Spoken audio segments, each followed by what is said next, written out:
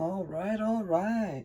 So today I've got for you guys the TIE Striker review and the U-Wing review for Star Wars X-Wing. And I'm also going to be doing a comparison of these two. And if you're anything like me and a Rogue One fan, you will notice both of these ships, both the U-Wing and the TIE Striker, were in Rogue One. So X-Wing currently makes a expansion for the TIE Striker, but does not for the U-Wing. You're going to have to get the conversion set for the Rebel Alliance and the old expansion for the U-Wing. But luckily, there are two expansions with the U-Wing in them. The normal U-Wing, like I have here, or Saw's Renegades, which comes with a really cool black and white painted version that I've seen. Okay, so getting into it, the TIE Striker comes with this little booklet. It's about a $18 to $22 expansion, so on the high end, but you can probably get it on Amazon for cheaper. So this just tells you what's in here, and it shows you a nice little picture of the TIE Striker going over an AT-AT, and some rules, and Conner nets and proton bombs are both of the bombs in this expansion here. So that out of the way, your TIE Striker ship figure right here. This is a great thing. Like, it looks really cool. It looks better even in person than it does on this camera, because this camera's pretty nice, but it can't really show you the entire TIE Striker. Now, you are probably wondering the big question: do the wings move? And yes, I have some news for you. The wings move. It is so cool to fly these guys and just be able to, like, tilt the wings up or down. They don't move both together. You have to do them both at one time. So you could have them like this, like starting to do a tilt or a barrel roll. And it's just a really nice ship figure. So this is a small Imperial ship, and you've got all your tokens right there, your extra 2 ship tokens, your dial that has surprisingly a 1 red loop right there and a 2 red turn. So I was really surprised to find those such sharp turns on the TIE Striker, but it does make sense. So your ship cards you have here, you have 5. You have Planetary Sentinel, and he has 3 attack, 2 defense, and 4 hull.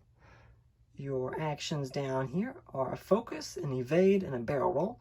No target locks on these guys, but that's pretty standard for TIE fighters. And your ship ability for all the TIE Strikers are Adaptive Ailerons? I can't really pronounce that. It's a bit confusing. But basically it says before you move, so before you flip your dial over anything, if you're not stressed, you have to do a white boost. So a 1 slight turn or a 1 straight.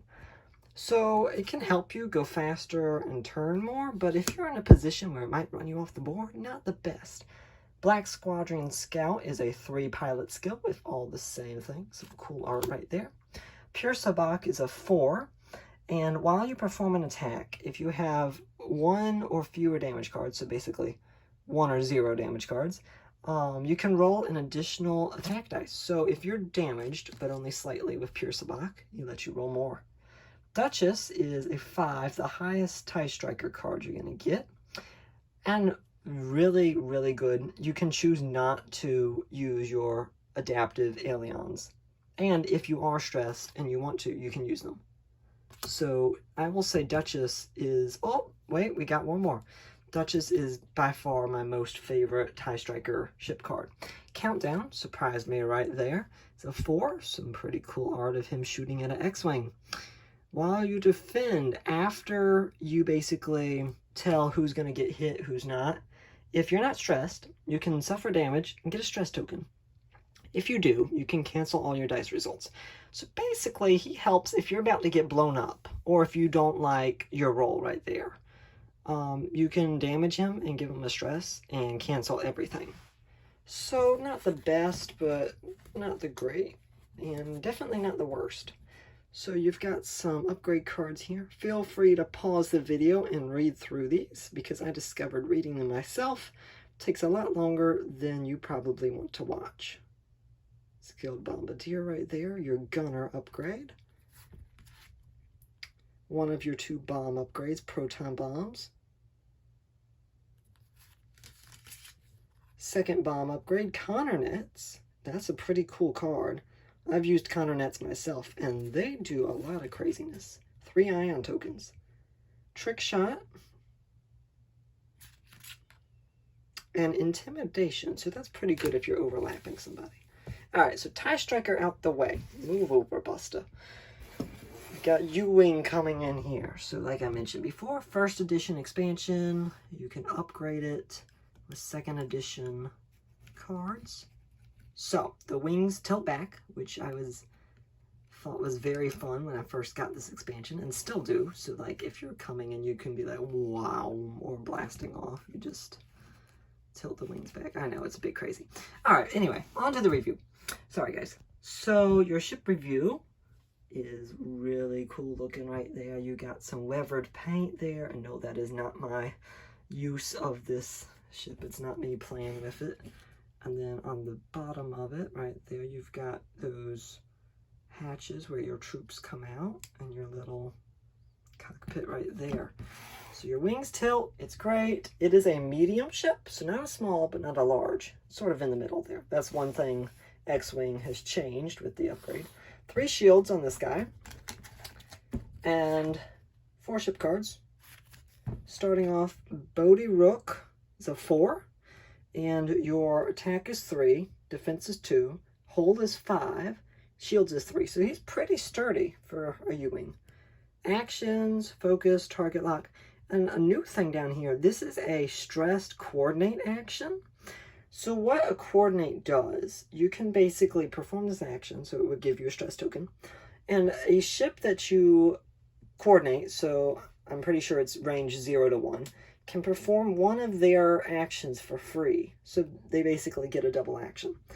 Bodhi Rook's ability, friendly ships can acquire target locks on objects up to range 3 of any friendly ship, so he increases your lock range right there.